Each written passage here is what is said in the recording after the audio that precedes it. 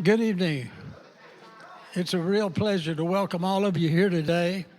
Uh, we want to thank First Bank of Alabama for sponsoring this series, and we want to thank the Coosa Valley Medical Center for providing the delicious cookies. I don't know which you enjoy the best, but smile either way. If you go to the bank, smile. If you go to eat a cookie, go ahead and smile. But we're glad to have Marty Olliff with us. Dr. Olliff, I think this is the third or fourth time that you've been here. And we'll go ahead for the fifth or sixth time, so just get ready. We'll call you. But we invited him over and over because he did such interesting programs and programs that we just identified with. He got his PhD from Auburn University in 2020 or 2002. He became the founding director of the Wiregrass Archives at Troy University, Dothan. And he's professor of the Department of History and Philosophy, and he pretty well runs the place. Interesting enough, he is the author of two books, The Great War, The Heart of Dixie, Alabama during World War I, and then Getting Out of the Mud, the Alabama Roads Movement. And he serves on almost any board or at a church, at beer halls, or anywhere else that historians are working. But he is absolutely the most interesting and the most delightful human being in the history field. So, Marty, we're proud to have you in Sylacauga, so we turn the program over to you. Thank you. Thank you very much.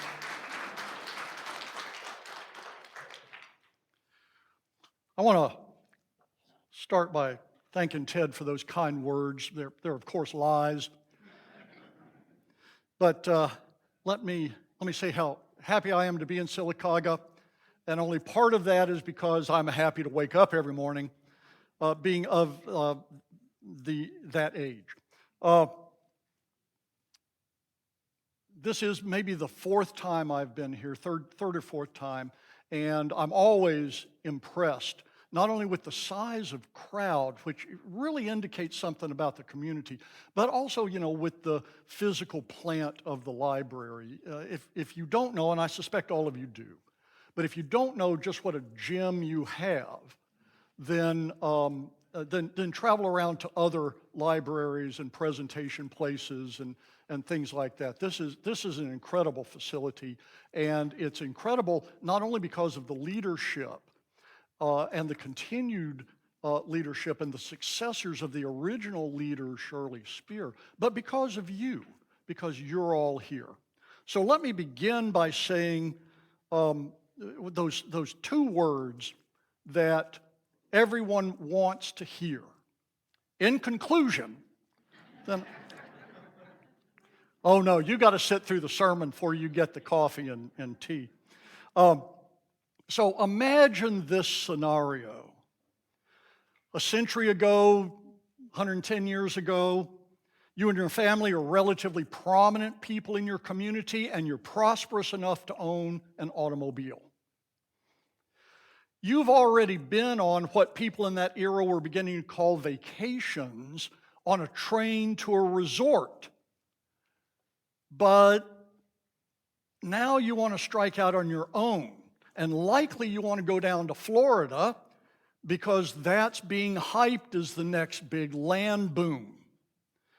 The hotels and the towns that you pass through just simply don't have any parking for your car, and you don't want to spend $1 or $2 a night, which doesn't sound like much, but is a lot of money then, to rent a room in a hotel where the public spaces are dominated by traveling salesmen who you and your family consider to be somewhat unsavory because they are unsavory.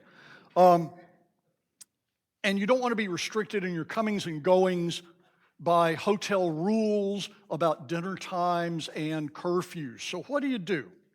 You want to camp. You want to provide for yourself. That's part of what the car is all about, is being on your own and not being at somebody else's beck and call and not having to associate with anybody else with whom you don't want to associate. But the rural roadsides offer nearly nothing as far as accommodations go. In fact, they're so barren of accommodations that when someone plants fruit trees or nut trees or builds a water fountain so travelers can stop and get a drink, that makes the outdoor and the automobile magazines that are nationwide. So you buy a car camping kit, secure in the knowledge that you and your family can join those so-called tin can tourists who make their camp in any available vacant spot. But local farmers raise hell about trespassers. You've just pulled off into somebody's field and you've set up your tent. What they really don't like, in addition to trespassing, is that travelers litter, they display poor personal hygiene, and I don't mean that they don't bathe.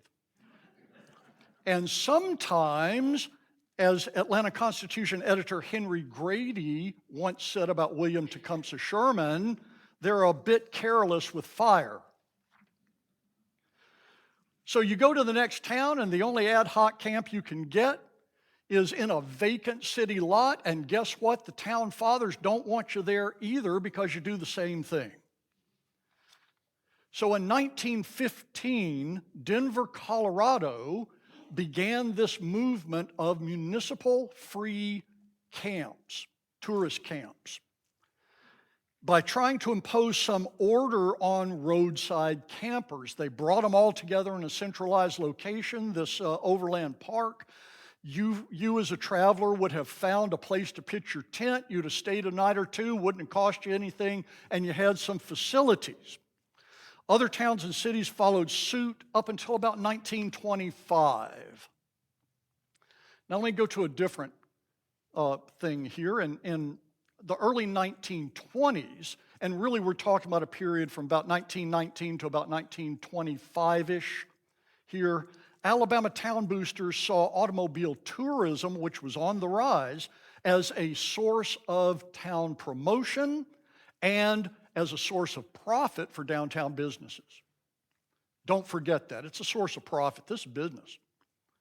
The quickest way to capture tourist traffic was to build the infrastructure necessary to accommodate traveling tourists.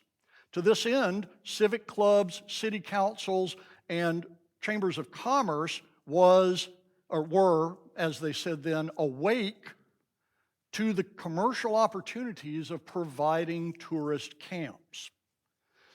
We don't have any really good numbers for people who are traveling in this era by car, but Forest Service numbers are generally what people have used to figure out who's going where in their automobiles.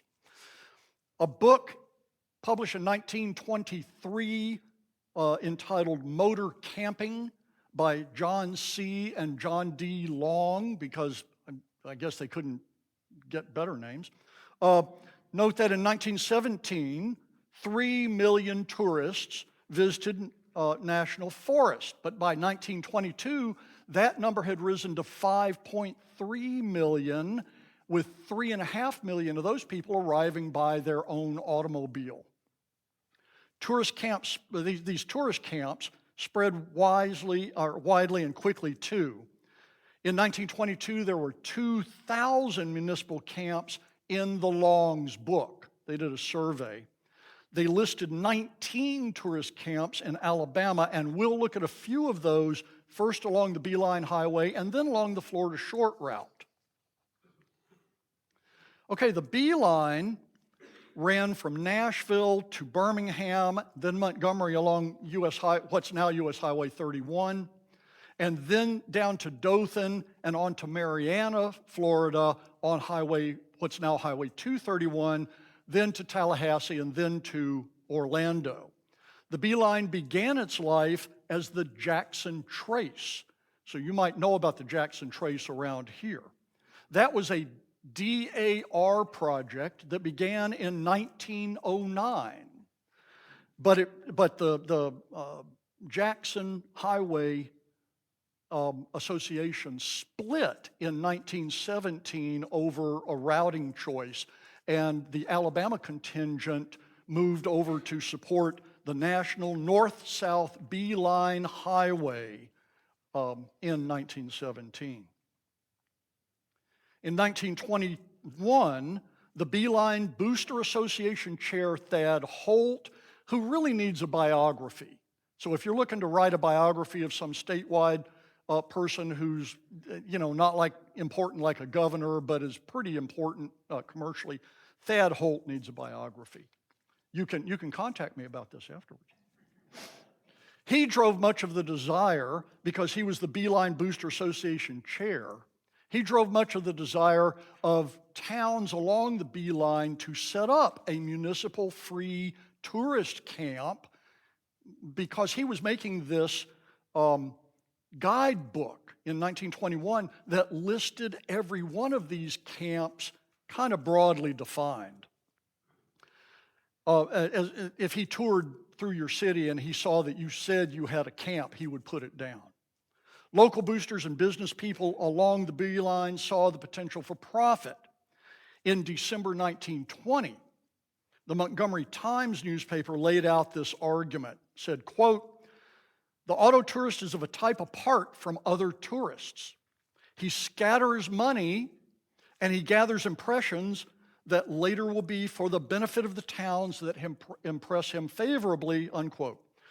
The Dothan Eagle saw dollar signs, and in August 1921 wrote that opening a municipal camp in Dothan, quote, "will mean quite a bit of business for the town, as well as the possibility of getting some visitors to return and invest," unquote. How much money are we talking about? How much business? The Dothan Eagle wrote that the local camp, quote, "will mean the spending of thousands of dollars in Dothan that hasn't heretofore been spent," unquote. So today, I want to examine with you 3 camps on the Beeline and 2 camps on the Florida Short Route. Now okay, so you're looking at the Beeline here, and this is the Florida Short Route here. And you see the circle up there. I set this up in PowerPoint, so I've got all kinds of little animations, and things fade in and fade out, and they go here and they go. Well, they don't use PowerPoint here, so it just comes up as a picture. So please bear with me. The first Beeline camp that I want to talk about is in, and let me use this one, is in Decatur, okay? It's in Decatur. Here's an old Sanborn map of Decatur. Interest in creating a camp in Decatur began in August 1921 when the Kiwanis Club convinced the Decatur Land Company to donate a grove down here. This is in the city of Albany, which had been called New Decatur between its founding in 1877 and 1916, when it changed its name to Albany. And I only tell you that to explain why Decatur and New Decatur are on this map from 1898. Because I'm afraid somebody's going to bust me on that and say, well, you said it was Albany. Animosity ran so high. These people didn't cooperate. Animosity ran so high between Decatur and Albany that this camp was going to fail. And within about a month it did. It never really got off the ground. A month later, a better opportunity arose for a first-class camp. Evangelist Bob Jones, Bob Jones University, who, by the way, was born in Houston County, Alabama, held a 3-week revival in a temporary tabernacle at the corner of Lee and Line Street, which is right there. And that's right across from the Morgan County Courthouse, which is right there. And so the business district of Decatur is right through here, and the business district of Albany is right through here. Local churches, this is not the tabernacle in Decatur. Couldn't find any pictures of it. This is a similar one in Mansfield, Ohio. Local crews in Decatur, it had erected a 150 by 300 foot, 3,000 seat auditorium for Bob Jones in one day. They built this thing in one day. And when Jones was finished with it 3 weeks later, a group of investors bought the the building there on the corner of Lee and Line Street right downtown, and they offered it up as the structure for a tourist camp and a community center because there was a tourist season. And so the building would just be lying fallow for about 5 or 6 months. So they offered it up as a community center also. The building was really pretty much perfect for a tourist camp. Not only was it huge and open, so that boosters could say, we can park 75 cars in here. 75 cars translates in booster speak to about 20 actual cars. But there's always a little hype going on in these things. But it was within walking distance of both business districts in Decatur and in Albany. The investors sold stock and raised about $1,000 in operating funds. Remember, this is 1921, so that's a fair amount of money. This so-called Decatur Tabernacle Camp had a sitting room, a kitchenette, a stove, and this particular newspaper article said it had the expectation of quote-unquote modern toilets and other conveniences. The first person who camped there was traveling from Kentucky to Florida. They used that facility on October 1st, 1921, so within about 2 weeks after Bob Jones was finished with it. Nevertheless, discussion of this quote-unquote most unique tourist camp disappeared from the papers before the 1922 tourist season. Got a couple articles, boom, nothing else. 5 years later, in March of 1927, the Decatur Daily newspaper reported that a tourist camp and barbecue cafe was going to open on Moulton Street, which is a main drag in Decatur. The Decatur City Council owned that camp and were letting contracts for concessionaires to run the thing. Again, coverage stopped after a couple of news articles about that. It came back again in 1930 with a significant change. Respected local businessman Gilbert White announced that he was going to open a first-class private tourist camp. And this is where that confusion comes with people in the 40s talking about being at the tourist camp. On 7 acres, he's going to open this on his property, 7 acres at the northern foot of the Keller Bridge that spans the Tennessee River. Keller Bridge is still there. White planned to construct tourist quarters, he said, small cottages that were precursors to later motels and that many people then and now call hot boxes, across from his gas station and his little store there. Okay, the next camp I want to talk about, of the 11 that are along here, is the Montgomery camp.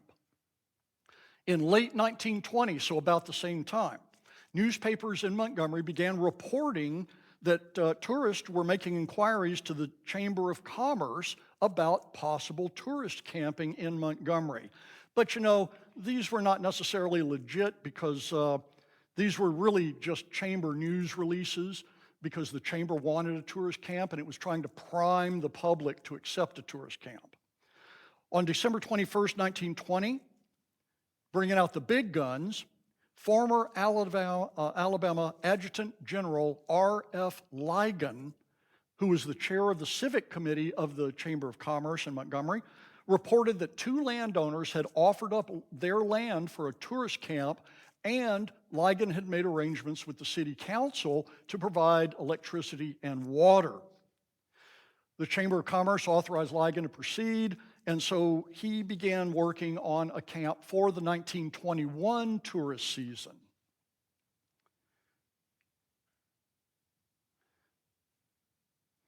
Unlike other towns that wanted tourist camps near the downtown business core, this red circle, Montgomery sited its camp almost 2.5 miles away at the Country Club down here on Carter Hill Road. At this time, I'm not really sure why they sited it there. That might have been the property that was being offered, or it might have been a different piece of property. I just don't know. The chamber installed minimal camping facilities, by the opening of the tourist season in 1921, which was April. These included electric lights donated by Montgomery Light and Water Power Company, roadwork, gravel, and water donated by the city, landscaping donated by the Rosemont Garden Club, and cleanup services, as well obviously as construction services, provided by local Boy Scout troops.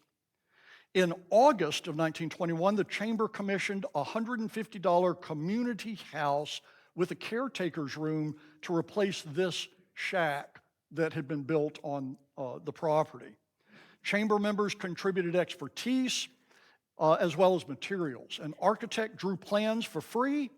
2 companies supplied bricks. 6 companies supplied lumber. 3 supplied cement and gravel. 1 supplied doors and windows. The city itself ran lights and water for the toilets and showers that are not available at all tourist camps. Montgomery boosters had, in fact, been seduced by reports from other towns of runaway success, which itself was hyped. The Montgomery Advertiser reported in April 1921 that the DeLand, Florida tourist camp had between 2,000 and 2,500 tourists in it in a 4-day period.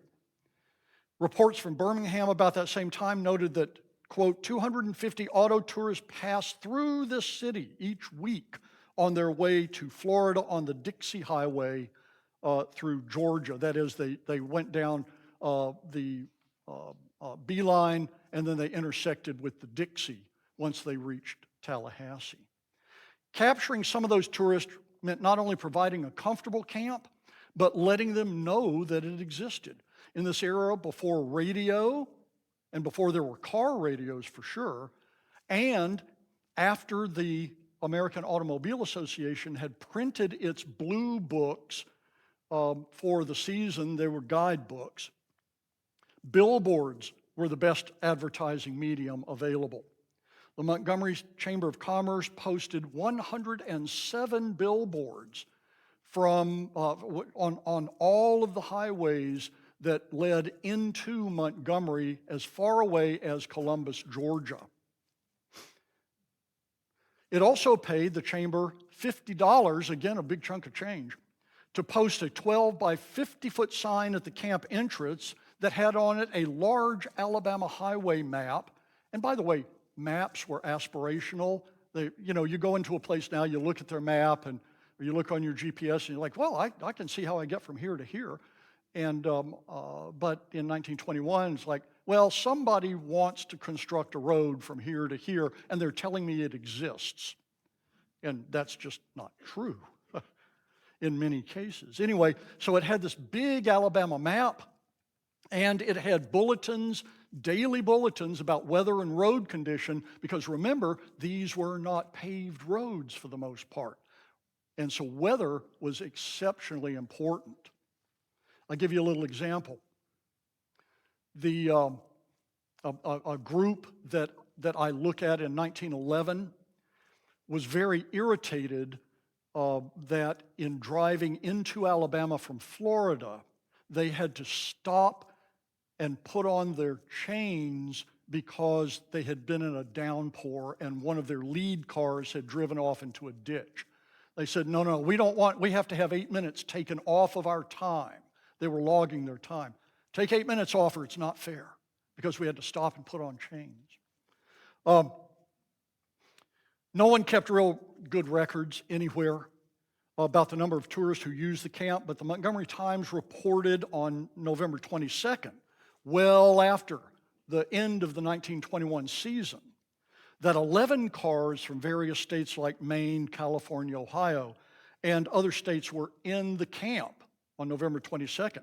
3 days later, on Thanksgiving, the Montgomery Times ran a human interest story on the Ariel Christiansons, a husband and wife trapeze act from Wisconsin, who had stopped at the camp in order to stay there for a couple of days while they visited Mr. Christianson's father, who lived in Montgomery, while they were traveling to their winter quarters in Tampa.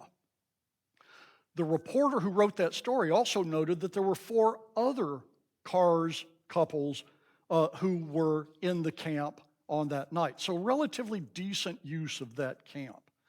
However, the tourist camp disappeared from Montgomery newspapers between December 1921 and the last week of September 1924, when the advertiser announced there would be a new camp right here. This is the old camp, this is downtown, this is the new camp, about a mile east of the downtown core.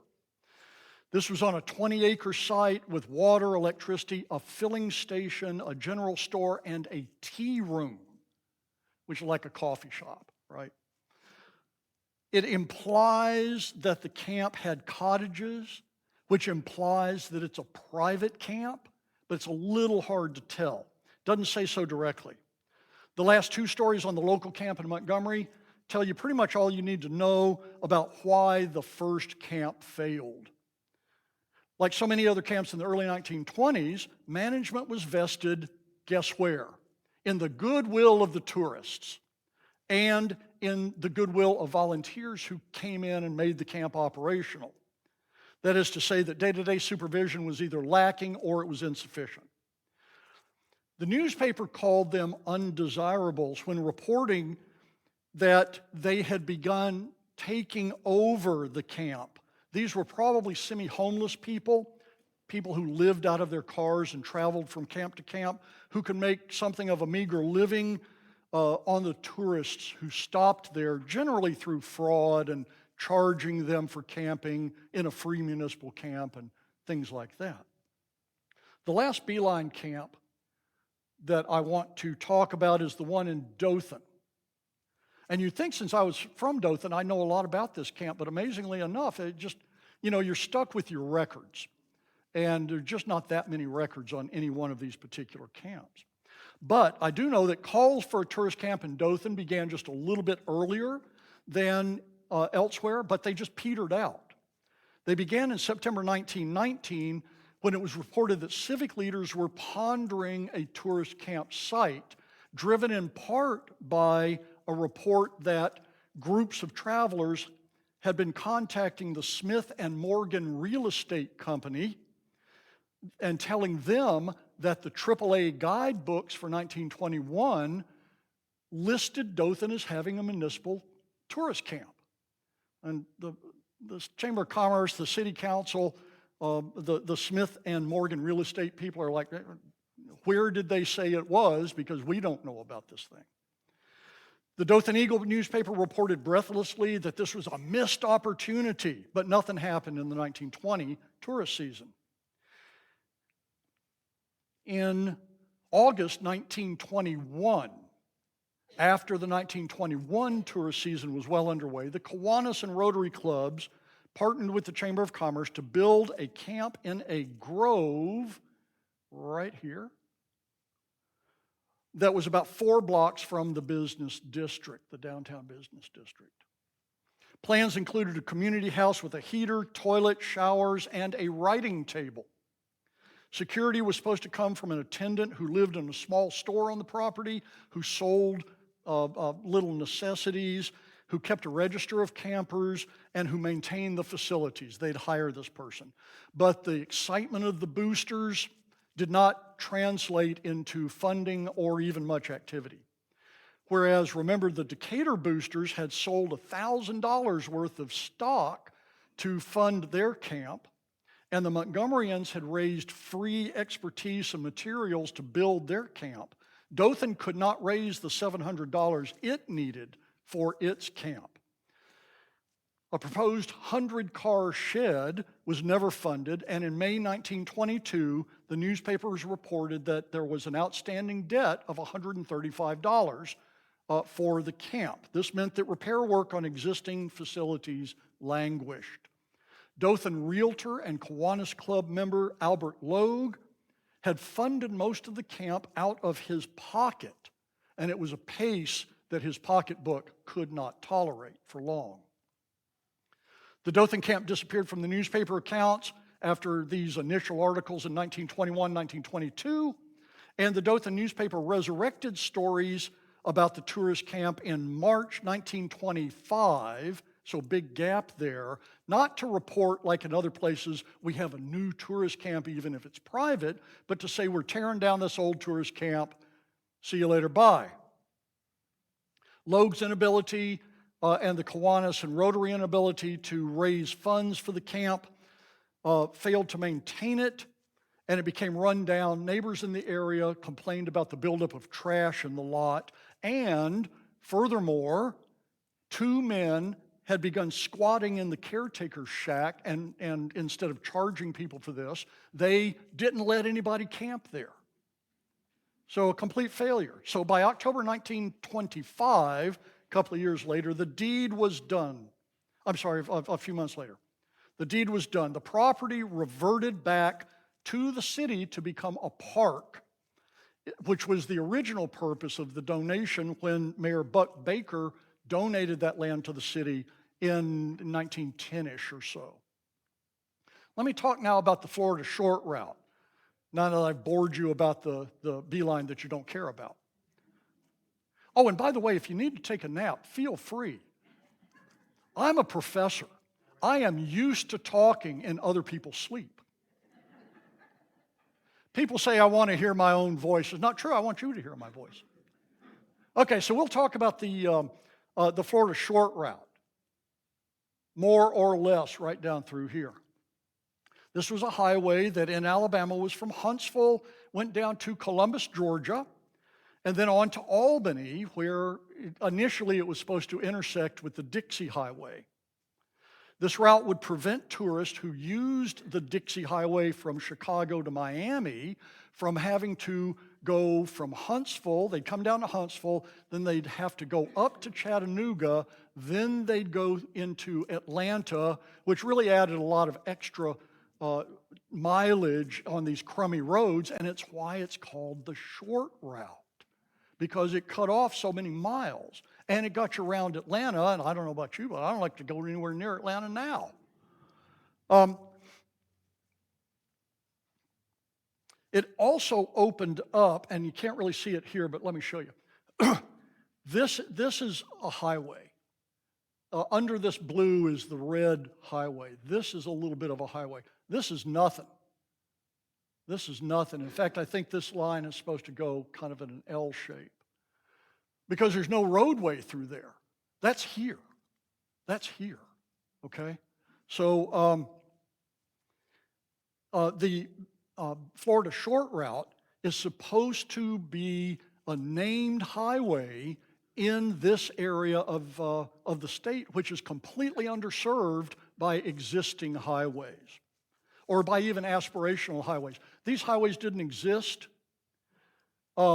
This is the National Highways map from the National Highways Association. They were pushing a 50,000-mile grid of connected roadways throughout the United States.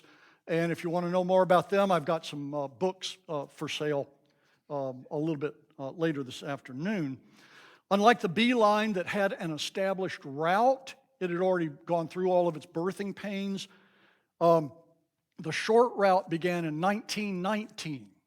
And the Florida Short Route Association, therefore, by 1920-21, was still suffering those usual growing pains of competitions between towns to get on their roadway, to be designated on the roadway. This led the Short Route Board to do what all these boards always did: bump it to a committee and let the committee make a report the next year. So it took until about 1920, the summer of 1920, to get the Florida Short Route completely put together from basically Tennessee through Alabama down through Georgia. The association eventually settled on the route. This was what you used instead of a map. This is the route guide. And you could set your odometer. You know, you just turn your odometer. They made us quit doing that when people would back the odometer up. You know, it's illegal to back your odometer up and then sell your car. So, because they used to let you do this on your cars. The association eventually settled that route, And in 1922, this is a privately published automobile road guide deluxe for sale in Chicago mostly. It included the 700-mile route from Nashville through the Alabama cities of Huntsville, Guntersville, Gadsden, Anniston, Talladega, Sylacauga, Alex City, Opelika, and then on to Columbus, and then on to Gainesville, Florida. And you can see it right here.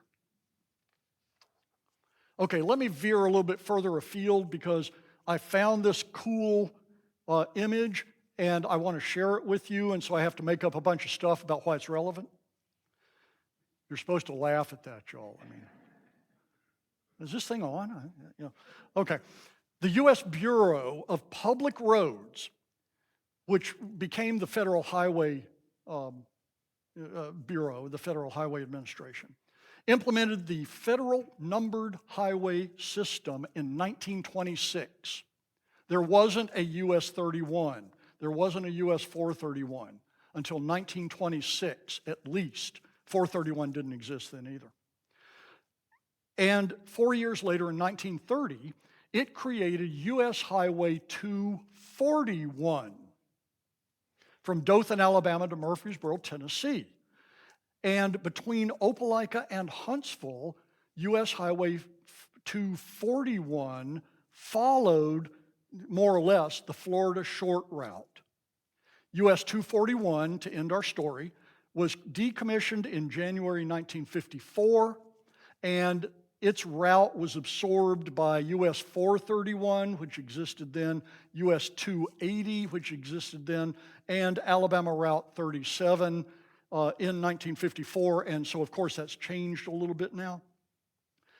In June 1949, 3 men in Talladega incorporated the Florida Short Route Association, Inc. It published this map, a 4 by 21 inch. That's a little bit fatter because I wanted to show you what's in the middle there. A 4 by 21 inch strip map. These were very popular, very common, of the route from Chicago to Miami, emphasizing the Alabama segment in red and including some changes to that original 1920 route. The association distributed this map to hotels and service stations. They would distribute them out to tourists, and you can see down here that this is from a hotel in Opelika. This was for sale. I stole the picture. Interestingly enough, the Florida Short Route Association, Inc. still exists. It's still incorporated in Alabama. I don't think it does anything, and I think it's considered a dead corporation, but it's still active in the roles of the Secretary of State. Okay, so of those, this is Anniston, y'all. Of those 19 Alabama municipal camps reported in the 1923 book Motor Camping, only 3 were on the Florida Short Route: Anniston, Talladega, and Attalla. You may say, well, why is he talking about Attalla out of order? It doesn't make any sense. I don't know anything about Attalla, and I can't find anything about Attalla, so I'm going to talk about Attalla last. I'll talk about Sylacauga too, but only quickly. The Anniston Chamber of Commerce opened its camp on October 1921, and it was part of a 3-pronged transportation project that also opened a farmer's wagon camp and made improvements to Horse Block Mountain, which I think is 431 coming south, going to Oxford. Anyway, this camp was located downtown. This is the downtown court. The camp was located right here, just below the intersection of 9th Street and Noble Street. The camp's lodge house was designed for free by local architect E.F. Billy and was built and operated by private funds, mostly Rotary and Kiwanis funds. The Gadsden Times, which was in a desperate search for a Gadsden camp, claimed that the Anniston camp was the only one along the Florida Short Route. It quoted the camp's first visitor, a fellow named Henry D. Sweet of Quincy, Illinois, who said he and his mother really liked the Anniston camp and had encountered no other on the Florida short route as they were coming up from Florida going back home. The Anniston Star praised the camp for bringing tourists, quote, from all parts of the North and West that has paid for itself in the friends it has made for Anniston. If you read these old newspapers, this language will sound very familiar to you. The Chamber of Commerce in Anniston began advertising the camp in order to attract more tourists for the 1922 season. And the Star promoted, here's something cool, civic pride about the camp by offering cash prizes, $30 total, to students who correctly answered a 50-question quiz that included question number 42, in what way does the tourist camp benefit Anniston? That's not a leading question. And question number 45, on what national highway is Anniston located? Well, the Florida short route. Okay, things began to sour by 1923, as they always did. In March 1923, a thief was arrested while trying to loot the camp pay station, which implies that they were charging for the camp and that it was not being monitored very well. In September 1924, again, just completely consistent with every other camp we've talked about so far, it closed. The Anniston Star editor wrote, quote, "The tourist lodge has served its purpose. The people who now use the lodge as a whole are not desirable," unquote. These undesirable campers weren't passing through, but they were using the camp as their home. They also littered and they stole the furnishings. These were common complaints for many municipalities, and for their part, most legitimate motor tourists were stopping off at hotels that had begun to cater to them instead of the train-traveling drummers. As with other cities, Anniston's experiment with free municipal camps evolved into privately owned early motels. In 1929, J.J. Cassidy announced he was building 6 tourist cabins at Noble and P Street. See, this is the downtown core. This is Noble and P Street. And he hoped to build 6 more cabins there in the following year. Each of these cabins was 14 by 18, and they had a kitchenette, hot water, full bath, connected to city water and lights and sewage. This kind of tourist accommodation spread a little. In May of 1931, the so-called Oak Grove Tourist Camp opened on North Noble and 29th Street. It's too far north to be included on this map. It's actually outside of the city limits. Anniston began collecting a business license fee of $15 per year for these early motels, at least by 1931. Let's talk about Talladega for a second. It became interested in municipal camps fairly early. Hotels and garages were filled to capacity in November of 1920, and this spurred local boosters with dreams of attracting tourists. Although road surfaces were still a problem, Talladega County enjoyed a reputation for tourist-friendly roads, at least as far as the editors of the local newspaper was concerned. Funded with $500 raised by the Rotary Club, supplemented by Kiwanis Club and public subscription funds, the camp opened on October 13th, 1921 on North Street, right about here, just a few blocks from the downtown core. I looked on the map because I'm going to be driving through Talladega a little bit later today. I looked on the map to make sure I knew how to get out of Talladega. And right where this is, I think is where a Burger King is now. I'm just guesstimating, but I think that's where the Burger King is, on North Street. This was on not only the Florida short route, but also the Bankhead Highway, which has a whole other history. The camp sported a building with heat, water, electric lights, and a bath. The Talladega camp seems to have suffered the same fate as others. It disappeared from newspapers after that initial blast of articles in 1921. Then in December 1925, one of the newspapers, Our Mountain Home, that had praised the Talladega roads 4 years earlier, blamed them for the drop-off in 1925 tourists.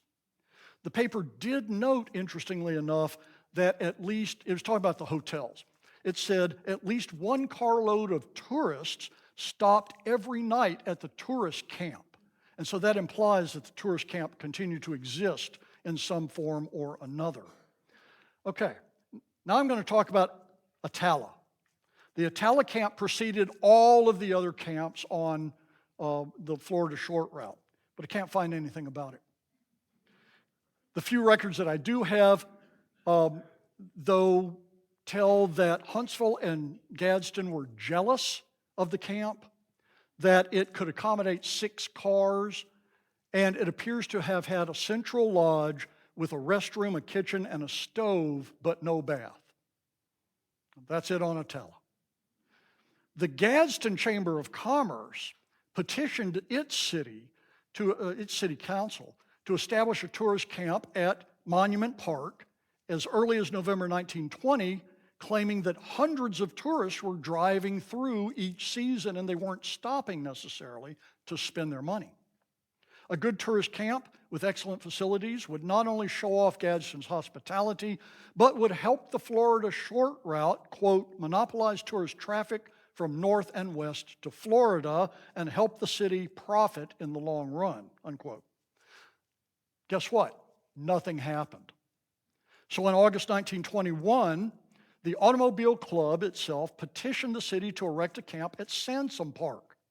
The commission sent that over to its Parks and Water Committee, and you know what happened there. It died. This proposal died.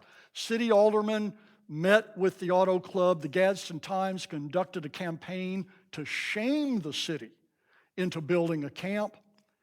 But someone in authority, according to the Auto Club whistleblower on the front page of the paper in a big long letter, nixed this plan. Then in the following March 1922, a fellow named Joe Moraine offered his property at Gum Springs as a tourist camp. But again, it went to the Park and Water Committee, and that was the end of that. The city stalled into 1923, and eventually they erected no camp that I can find. Finally, there's Sylacauga.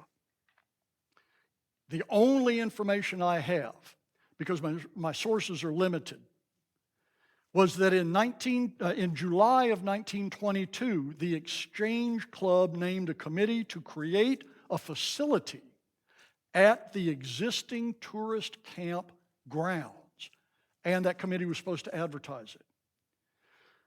But I find nothing more.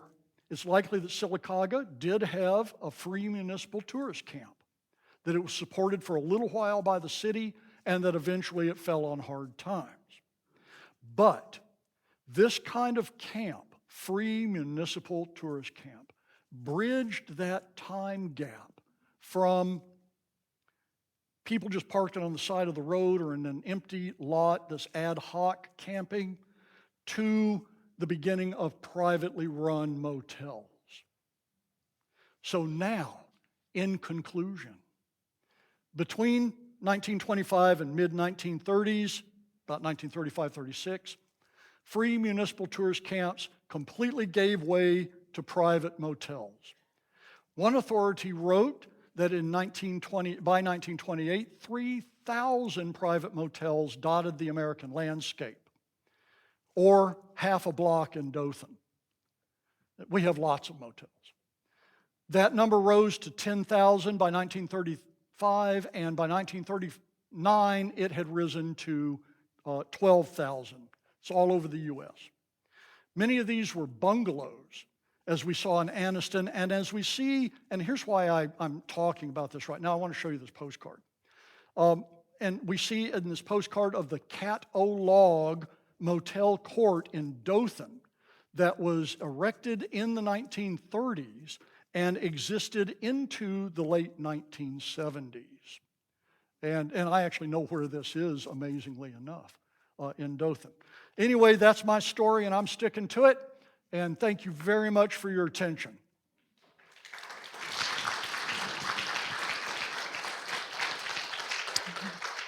Thank you, Dr. Olliff. We take a lot of things for granted, like getting in the car and just stopping at a hotel somewhere. Does anybody have any questions? Are you open for a few questions if we have any? Anybody have anything they'd like to ask? Okay, well, I just want to say when you mentioned that the hotels had strict times about dinner and bedtime, I kind of like that idea because that's what I go on vacation for, is to eat and sleep. So I kind of like that. Thank you all so much for being here today. Thank you again, Dr. Olliff and Ms. Olliff. Yeah, my wife is here. She has not heard this presentation. In fact, she said, "Do I have to read this for you?" And I said, No. Let's just let you hear it along with all of these poor other saps. I do have 3 copies of my book on the Good Roads Movement and Highway Administration. I'm sorry, and Highway Administration, 1898 to 1928, published by University of Alabama Press, for sale, $20. You won't get a better deal. And I've got 1 copy of my book, The Great War in the Heart of Dixie, which is an edited compilation of chapters and essays from people who used to be my friends.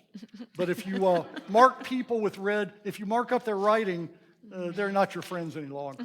So thank you again very much. Thank you again, Dr. Olliff.